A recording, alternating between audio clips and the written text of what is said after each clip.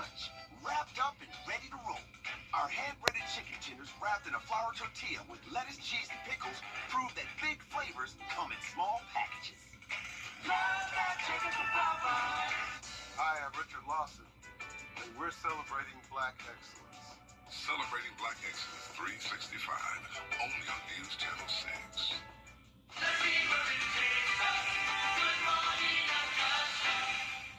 Weather headlines on News Channel 6, brought to you by Southpaw Roofing. Right now on News Channel 6 at 4, we remember the first executive director of the Lucy Craft Laney Museum of Black History and the legacy she leaves behind. Also had Augusta leaders learn what it would take to legally name the arena after the Godfather of Soul. And still no arrests in a hit and run involving a motorcycle in Augusta. What we know so far about the investigation and the request from the family. As your News at 4 starts now. Live from Television Park, this is WJBF News Channel 6 at 4.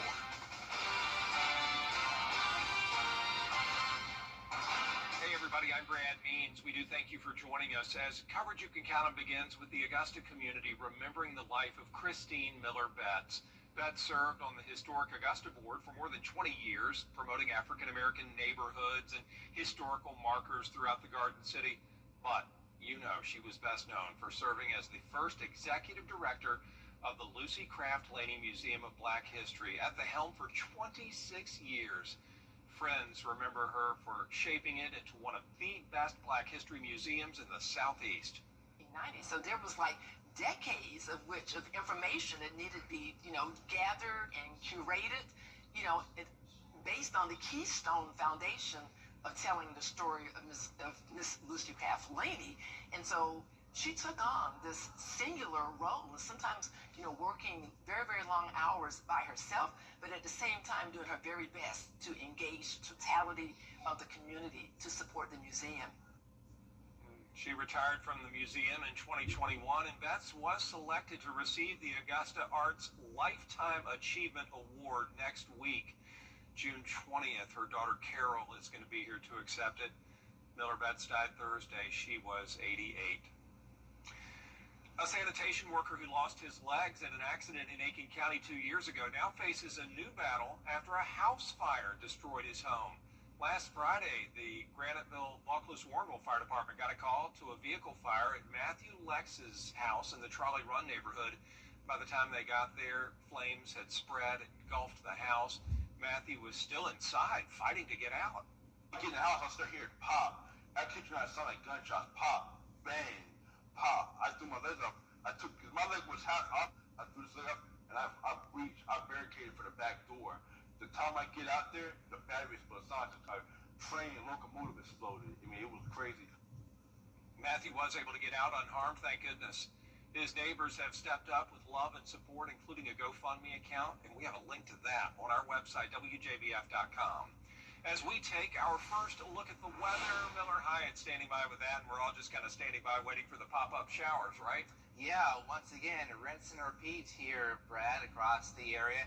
As the heat and humidity builds, that means so does the storm chances. But right now, we're staying nice and quiet over in Aiken at the Momentum Center. Just some clouds bubbling up here. We are watching the storms now pushing through Atlanta and heading into the Athens area, and eventually that'll arrive in our area as we go into this evening. So right now it is very nice and warm. If you like the warm air, this is for you. 86 degrees in Augusta, 85 in Evans, 84 Aiken, 86 Louisville here. It's also still very humid, and that makes it feel even hotter than the actual temperature. Remember, it's not the heat, it's the humidity here.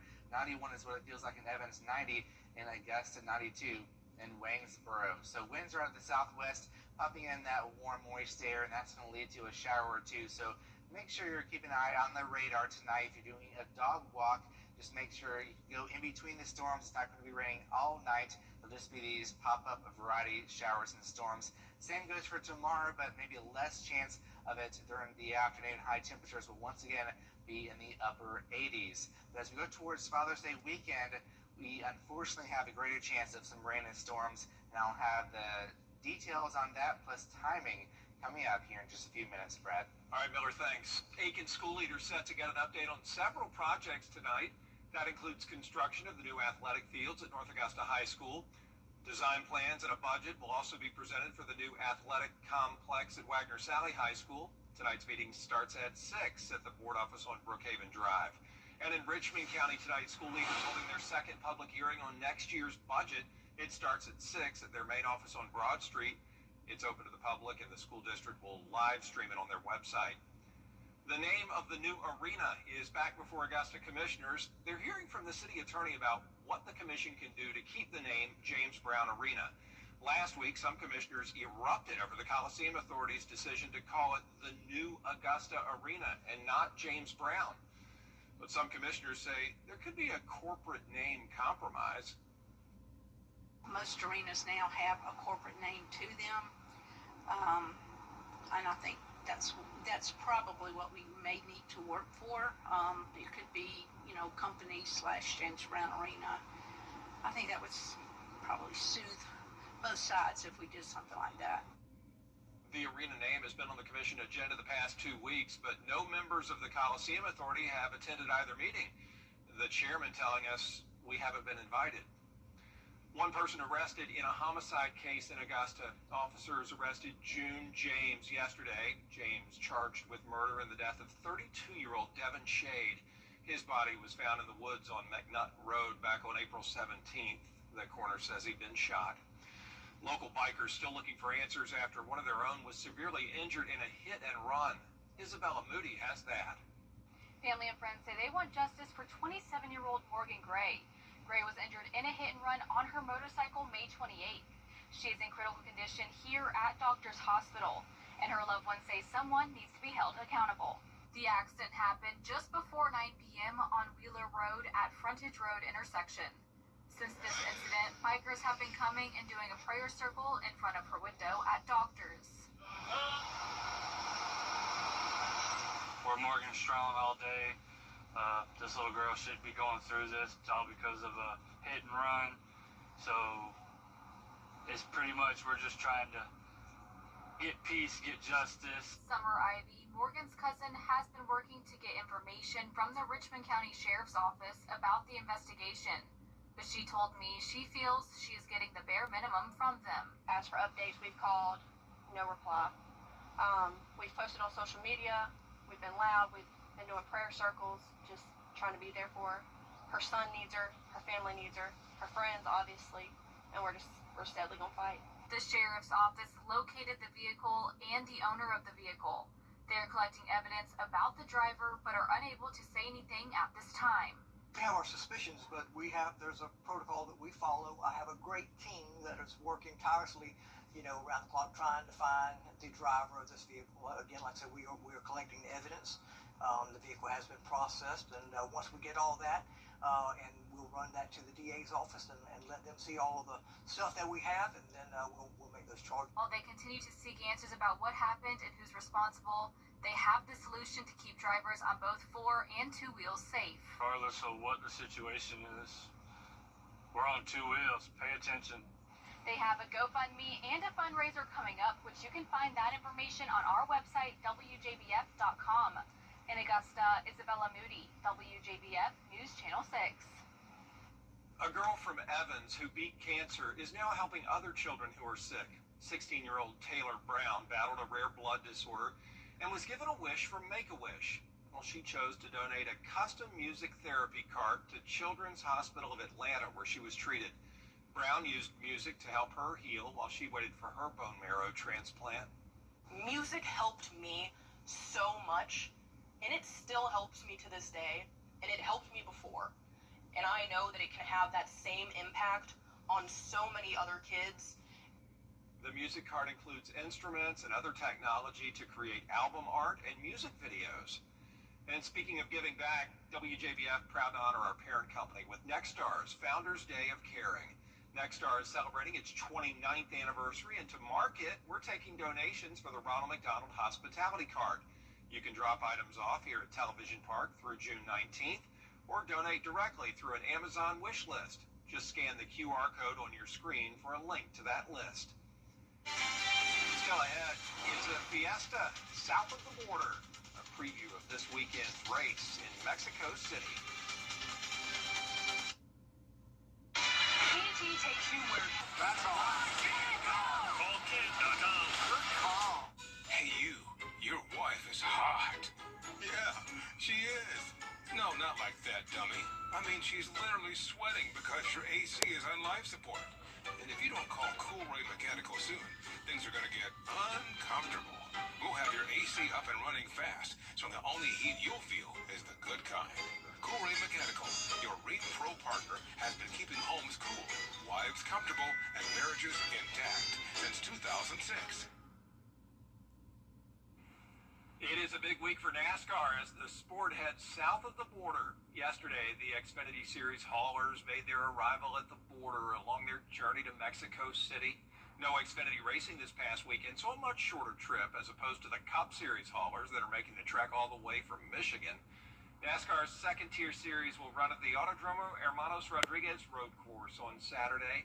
When speaking to drivers in the series, they say they are excited to get down there for the first Xfinity race at the track since 2008. I don't even know which way the quarters go yet. I got 2 weeks to figure it out. I think we're going to get some help from Chevy to get on the sim a little bit, but I've raced in Mexico before. The TDI Cup Series is really cool, and just our road course program is really, really good. So yeah, I mean, it's just going to be a little harder to breathe, I guess. That's what I hear at least. So try to prepare as best as we can there, and like I said, try to turn the season around. And Ram is returning to NASCAR competition, scheduling a Craftsman Truck Series campaign next year. The move came accompanied by a marketing splash before Sunday's Cup Series event at Michigan International Speedway. The NASCAR Truck Series field will feature 4 manufacturers for the first time in more than a decade next season, with Ram entering the category, joining Chevy, Ford, and Toyota. And remember, our live coverage from Mexico City starts Saturday afternoon at 4 with the NASCAR Countdown on the CW6, followed by the Chilango 150 race. If you don't know what to get Dad for Father's Day, I would recommend an umbrella because we've got a lot of rain on the way for the weekend. Details coming up. Weather headlines on WJBF News Channel 6. Brought to you by Southpaw Roofing. Roofing done right. Let's forget... The CSRA is full of amazing women. Women who inspire. Women who innovate. Women who lead. That's why News Channel 6 brings you Women to Watch. On the last Wednesday of each month, News Channel 6 recognizes local businesswomen who are making a positive impact in our community. Nominate someone today at WJBF.com. Sponsored by Goodwill. For years, WJBF News Channel 6 and our partners have championed local families through our Children First campaign. Together, our mission has always been to strengthen our community by uplifting children and their families across the CSRA. Count on News Channel 6 as we make a difference in the lives of local children. To learn more, visit WJBF.com/Children First. WJBF News Channel 6's Children First initiative is sponsored by Bridgestone and by Costello Law Firm. What are everyone? Now, your most accurate forecast with WJBF Live Viper 6. If you're a Georgia Bulldogs fan, I'm sure you recognize this scene. Athens, Georgia right now, and we've got a storm on the horizon here with those cumulonimbus clouds bubbling up and the rain off in the distance. And those storms are packing quite a punch here in Gwinnett County, Georgia, to the west of Athens. You're under a special weather statement, and these storms are bringing in frequent lightning, some small-sized hail as well. There's some heavy downpours heading towards Athens, and we'll be watching this closely as we do have a chance of some storms in our neck of the woods going on into this evening as this batch continues to push our way. But right now, we're all nice and quiet here in the CSRA. The reason why we're seeing these storms is because of a cold front that is acting as the fuel for our storm chances here, and we're going to continue to see storm chances as we go into the next several days. So for this evening, we do have that threat of a stronger storm maybe bringing in some gusty winds. That's really about the only threat for these storms. Frequent lightning is another one as well. So here are the storms arriving later on this evening. Now this model shows a little bit faster, around 6 p.m. and then by Augusta time we'll be seeing around 8 or 9 p.m. So 1 a.m. on Wednesday, more storm pushing on through, and then drying out as you go into your Wednesday at 8 a.m. and then dry for the most part until we get towards the afternoon. Once again, the heat and humidity building brings in those showers and storms peppered about here at 3 p.m. south of I-20, maybe becoming a little more scattered in the evening on Wednesday, and then rinse and repeat once again. Even higher rain chances as we go towards Father's Day weekend. Unfortunately here, the greatest chance is going to be on Saturday at 70%, and Father's Day Sunday a 60% chance of showers and storms, just like we're seeing now, but more in coverage than what we're seeing. So just make sure to have the umbrella, the rain gear, and maybe have some indoor plans with Dad on your Sunday, because it's going to be a pretty soggy weekend here. So for tonight, we'll see those scattered showers and storms this evening. Temperature-wise, we'll be right around average. Average low is 67, and we'll be at or just slightly above 67 degrees. So highs tomorrow will be right around average once again, so warmer than today. We'll be hitting 89 to 90 degrees. Average high is now 90 degrees as of tomorrow, and then we're looking at the storm chances ramping up. So we get towards Friday, we go up to a 70% chance. Saturday, 70% chance.